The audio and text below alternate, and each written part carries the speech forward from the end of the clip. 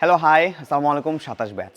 তোমরা যারা এখনও ফার্স্ট ইয়ারে আছো তোমাদের আজকে আমি তিনটা বিষয় শেয়ার করব। সেটা হচ্ছে কি আমি যেভাবে আমার ফার্স্ট ইয়ারে আমি যেভাবে কাটিয়েছি এই বিষয়গুলো তোমাদের সাথে আজকে শেয়ার করব। ফার্স্ট অফ অল হচ্ছে কি আমরা যখন ফার্স্ট ইয়ারে বিলং করি তখন আমাদের মনে হয় যে পড়া অনেক বেশি, মানে ফার্স্ট ইয়ার সিলেবাসটা দেখে মনে হয় অনেক পড়া।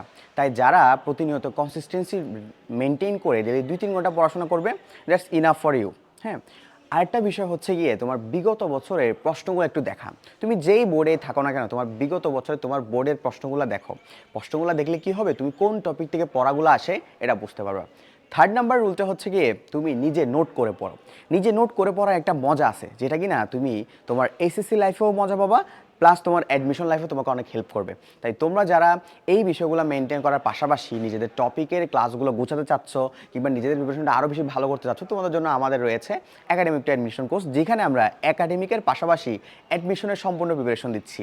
তাই কোর্সে ভর্তি হওয়ার জন্য এখনই ভিজিট করো হালকেস্টিনের ওয়েবসাইট।